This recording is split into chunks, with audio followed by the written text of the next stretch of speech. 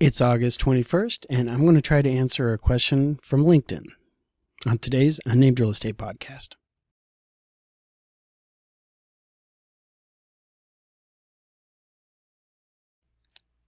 Well, hi there.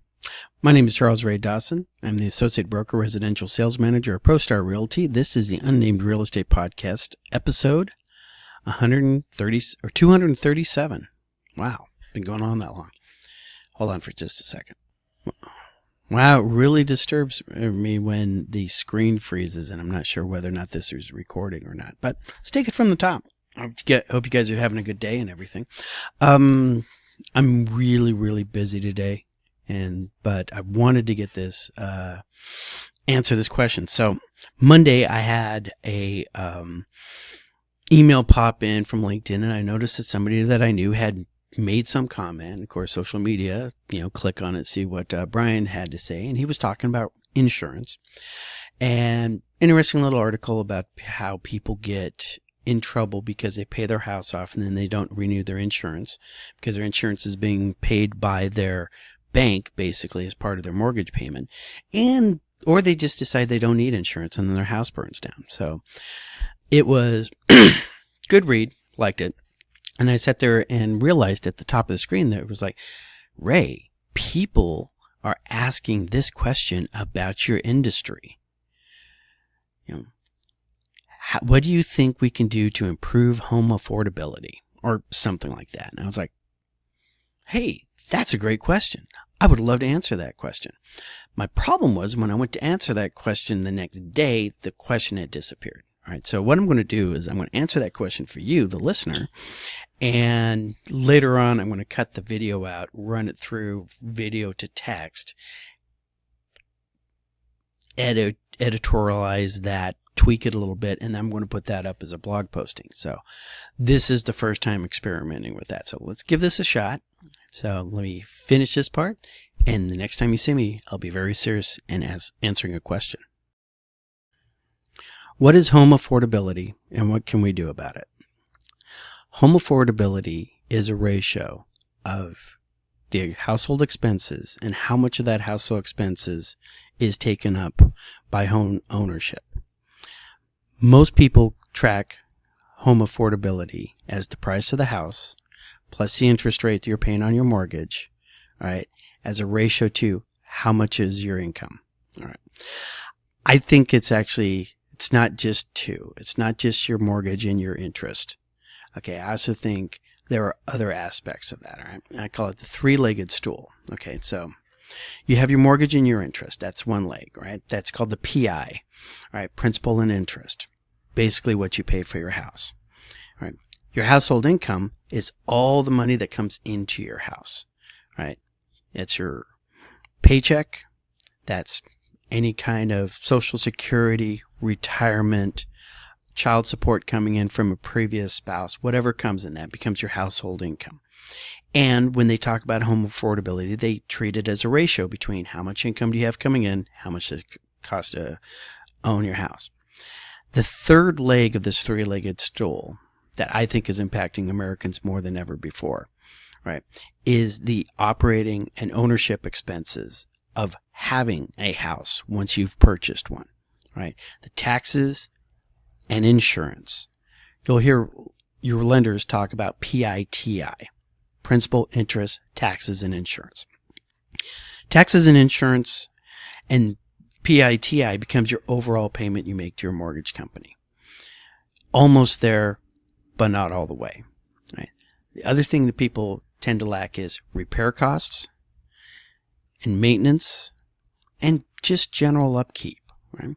As inflation in the country goes up, right, the cost of repainting your house or getting the lawn mowed or replacing the hot water heater when it eventually dies or the air conditioner, getting a new roof, these expenses have also gone up, right? So if we're going to track home affordability, we can't just talk, housing costs too much. The prices are too high on the individual houses. Right? And we can't talk interest rates, right? Although interest rates are at a historical norm to us, it seems unusually high because we got really used to sub 7% interest rates, right? But municipal taxes, property taxes, gone up across the board. Insurance costs definitely gone up, right? And we are hearing more and more stories about people just getting their insurance coverage canceled by the insurer. There's also, when first-time home buyers purchase a house, a lot of times the first time they even see anything about what their insurance rate's going to be is once they were under contract and they call up their insurance company and ask, hey, how much is it going to cost me to cover? I've seen deals fall out that way, right?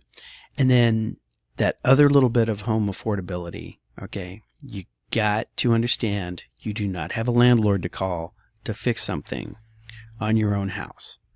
So you do need to save money away because the air conditioner will eventually need maintenance, and if you don't maintain it, it will die. Your hot water heater will eventually go out. Your HOA may send you a letter saying, hey, it's been 7 years. We want you to repaint the exterior of your house. These are all the other things. So if we're going to, as a country, trying to come up with a holistic, all-encompassing fix for home affordability, we got to address all three legs, right, of this stool.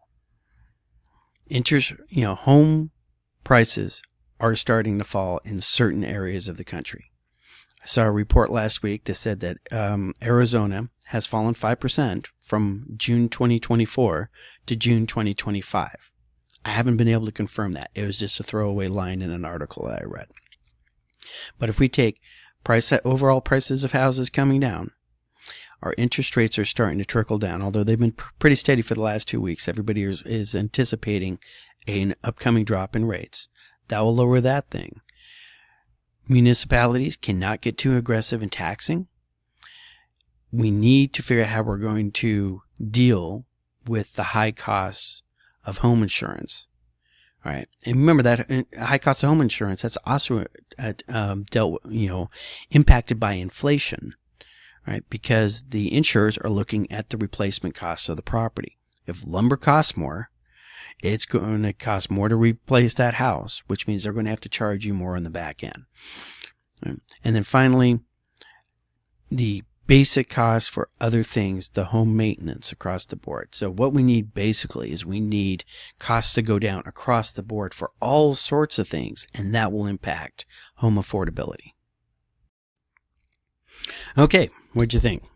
So, see, I could play it straight. So, I just realized I was like, God, I'm just so low energy today. Well, because me and the crew from the office went out to a whiskey tasting last night, and I Ubered. All right, there was drinking, got home, and then I wound up waking up at like 1:30 for some reason. Then I woke up again at 5 o'clock, and so I've just been, so drag my happy butt in here, this morning to get all set up for something. I had to track down $750,000 worth of money that went missing 3 weeks ago and just got noticed that it was missing.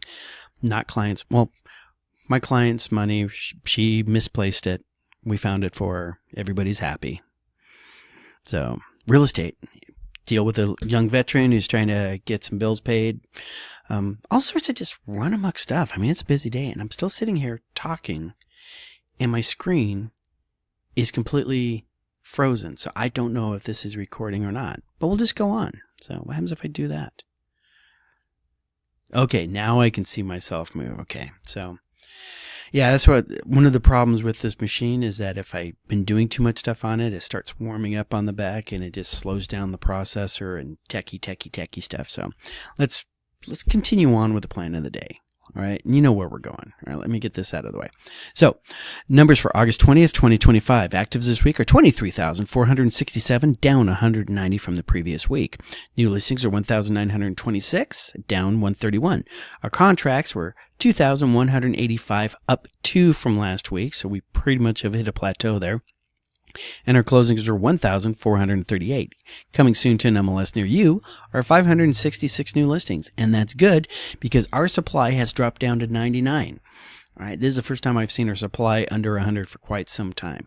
Demand went up a little bit to 77.7, bringing us to a Cromford report number of 76.4.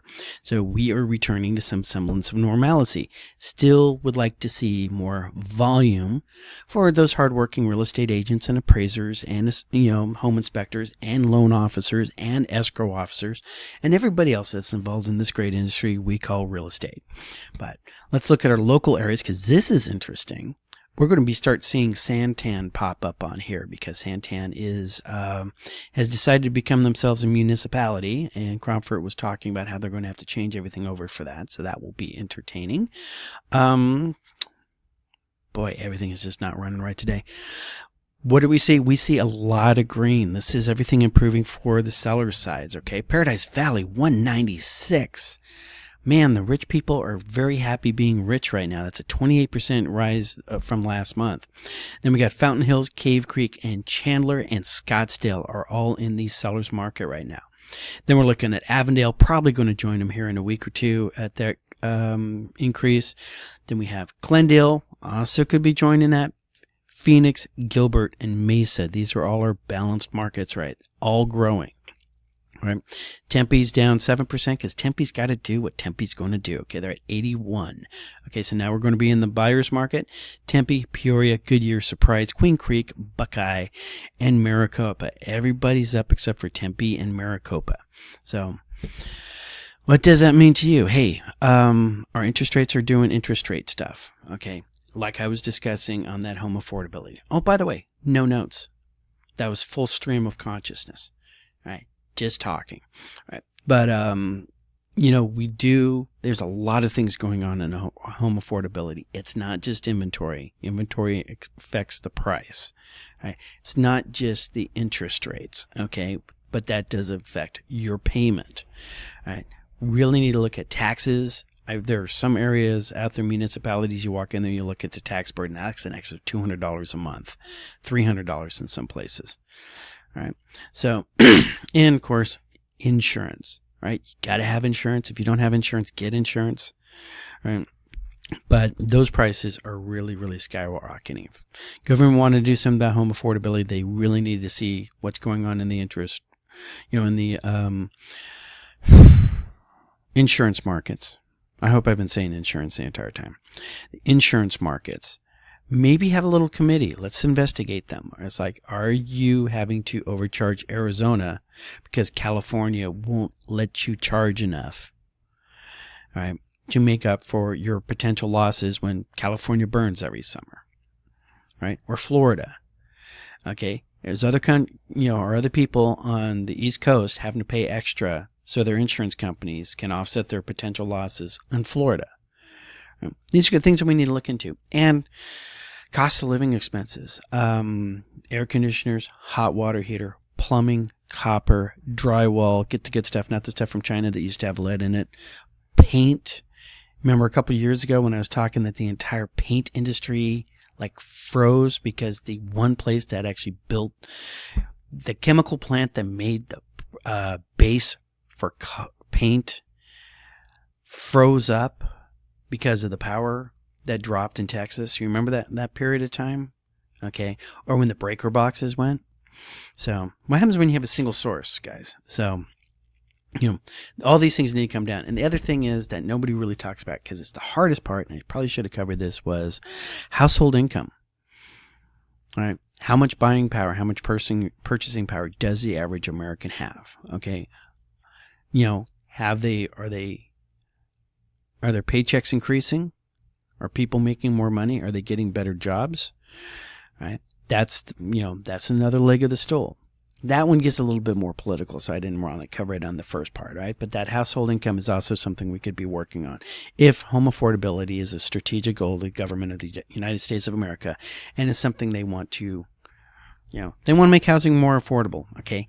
Here in Arizona, all right, we got the inventory. We got the inventory we should have. We got,